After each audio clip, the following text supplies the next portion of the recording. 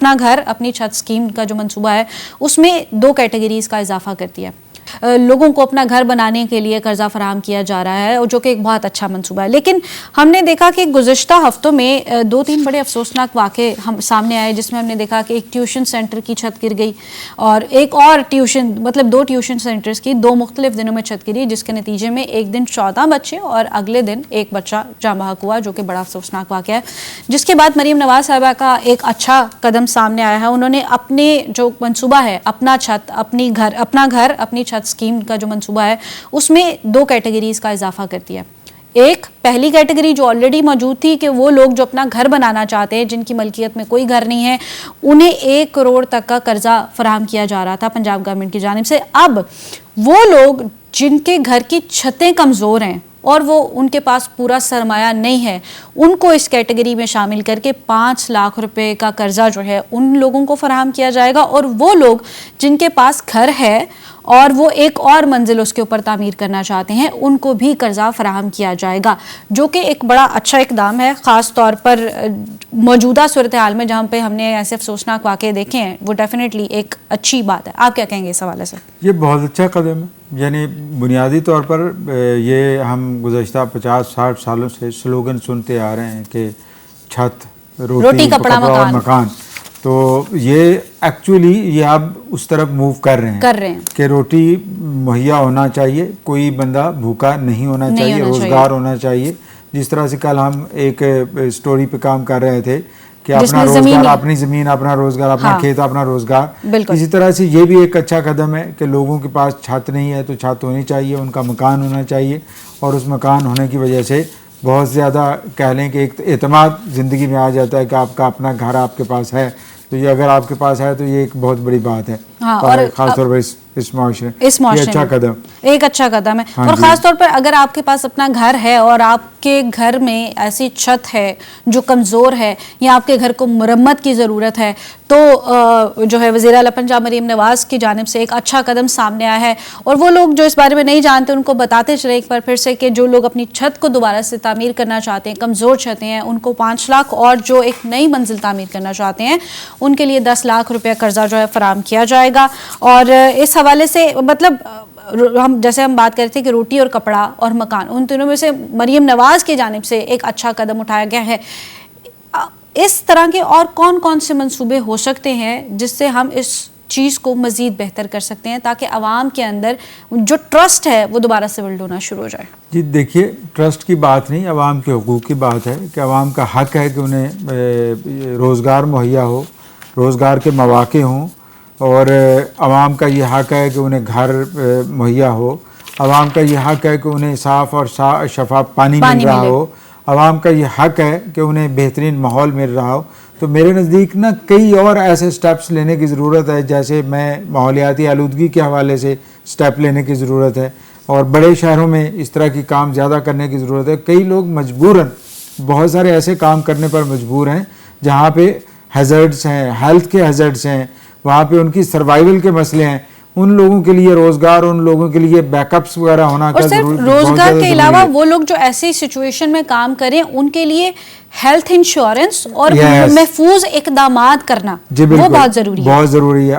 اب ریسنٹلی جو میں دیکھ رہا ہوں کہ گورنمنٹ آف پاکستان نے گورنمنٹ آف پنجاب نے انشور کیا تھا خاص طور پر کہ مختلف ہاسپٹلز سرکاری سطح پہ ہیں ان میں ادویات مہیا کی جائیں اور فری آف کاسٹ ادویات مہیا ہونی چاہیے.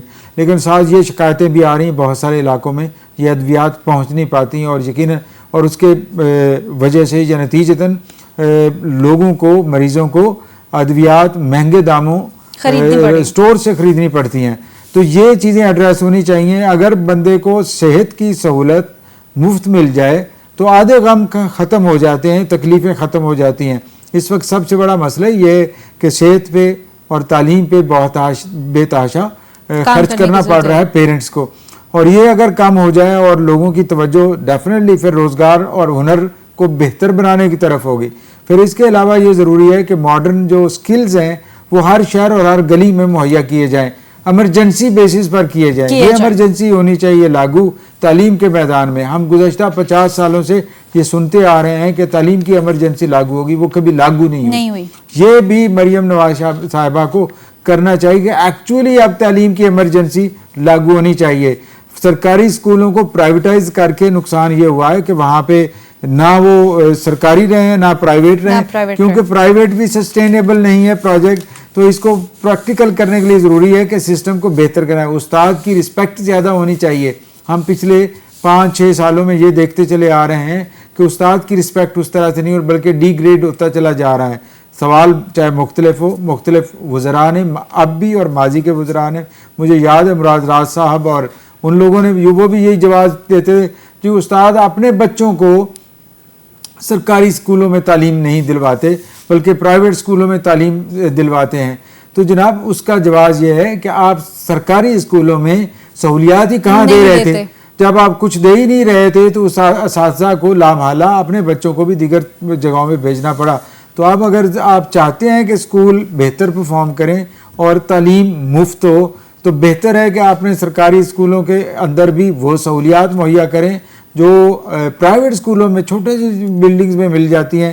وہ بڑی بڑی بلڈنگز جو ہے وہ خالی ہمیں ویران کدہ نظر آتی ہیں. تو یہ ساری چیزیں اور اس طرح کے سٹیپس ہونے چاہیے کہ لوگ آسانی سے. اب مجھے یہ بتائیے کہ پچھلے کم از کم 20-30 سالوں میں لاہور میں یہ بیٹ کر رہا ہوں, اللہ کرے یہ چیلنج کوئی کرے, کہ کوئی 1 درجن بھی سرکاری اسکول نہیں بنے ہوں گے. نہیں بنے, نہیں, ٹھیک ہے. میں نے کبھی نہیں سنا کہ کوئی سرکاری اسکول کسی نئی ہاؤسنگ سوسائٹی میں بنا ہو. بالکل. کہ ہمارے ایک 2 سینئر کالجز ہیں, سروائیول ہی بہت مشکل ہے سر. جی, پرانوں کا سروائیول بہت مشکل ہے. اچھا, آپ بنائیں گے نہیں تو پھر یقیناً جو ایگزسٹنگ سکولز ہیں ان کی پرفارمنس اور زیادہ پور ہو جائے گی اور ایجوکیشن فرینڈلی آپ پالیسی نہیں بنائے. تو یہ ساری چیزیں کرنے کی ضرورت ہے.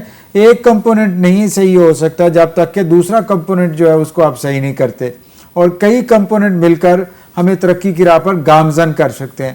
جس طرح ہم یہ کہتے ہیں کہ ہمارا کھیت ہمارا کاروبار آپ بہتر کر رہی ہیں, اس طرح اربن ایریاز میں خاص طور پر یعنی 1.50 کروڑ کی آبادی لاہور میں ہے اور ہر روز ہزاروں خاندان لاہور میں ٹرانس مائگریشن کر رہے ہیں کہ وہاں سے نکل کے چھوٹے علاقوں سے نکل کے جہاں پہنچ رہے ہیں اور پھر واپس جا رہے ہیں. ان کو ہمیں چاہیے کہ ان علاقوں میں جہاں سے وہ آئیں وہاں سہولیات دیں تاکہ لوگ اس وجہ سے نہ بھاگیں اپنے علاقوں سے کہ وہاں پہ سہولیات نہیں ہے, وہاں پہ سیکیورٹی نہیں ہے. آخری کمنٹ, چونکہ ہم بات کر رہے ہیں اوور آل سچویشن کی اور ہم نے بات کی ایجوکیشن کی ایمرجنسی کے حوالے سے بھی, ہم کئی سالوں سے دیکھ رہے ہیں کہ ہم بات تو ضرور کریں, ہم ابھی تک اپنا نصاب چینج نہیں کر پائے. وہ سکلز جن کا ہم ذکر کریں اور بار بار کہہ رہے ہیں کہ ہمیں سکلز امپلیمنٹ کرنے کی ضرورت ہے, سکھانے کی ضرورت ہے, وہ بجائے اس کے کہ ہم بڑے لیول پر سکھائیں. ہمیں نہیں لگتا کہ ہمیں اپنے نصاب میں کچھ ایسی ضروری تبدیلیاں کرنی چاہیے کہ بچے جب جیسے ہی وہ اپنی سٹڈیز کو کمپلیٹ کرے وہ ساتھ ساتھ سکلز کی طرف ڈائریکشنز کو لینا شروع کرتے. میرا تو پوائنٹ یہ ہے کہ سٹڈیز کے دوران ہی ایک ٹائم ہونا چاہیے سکلز دینے کا. مطلب ہمارے نصاب کا حصہ ہونا چاہیے. ہائی اسکول ہے, چاہے وہ آرٹس کا ہی بچہ ہے, ہیومینٹیز کا بچہ ہے, ٹھیک ہے, جنرل سائنس کا وہ بچہ ہے یا سائنس کا بچہ ہے, اس کے ایک پیریڈ لازمی ہونا چاہیے کہ جس میں صرف کمپٹیشن یہ ہو کہ کون سا سکل کس کو آتا ہے, تاکہ وہ سکل. اچھا, پھر اس کے بعد اگلی بات یہ آتی ہے کہ اس سکل کی پروڈکٹ کو وہاں پہ اسکول میں ڈسپلے کیا جانا چاہیے اور پھر ٹرین کرنا چاہیے ہمیں بچوں کو کہ ہاؤ ٹو سیل دیئر سکل. بالکل. یعنی سکل کی مارکیٹنگ بھی ہمارے یہاں ایک بہت بڑا ایک چیلنج ہے. مجھے کچھ آتا بھی ہے, میرے پاس کوئی سکل بھی ہے, لیکن میں اسے بیچ نہیں پا رہا. تو یہ ایک بہت بڑا المیہ ہے. تو اسی بات سے ہم اپنے پروگرام کا اختتام کریں گے کیونکہ وقت کم ہے, لیکن یہ گفتگو بہت اہم ہے.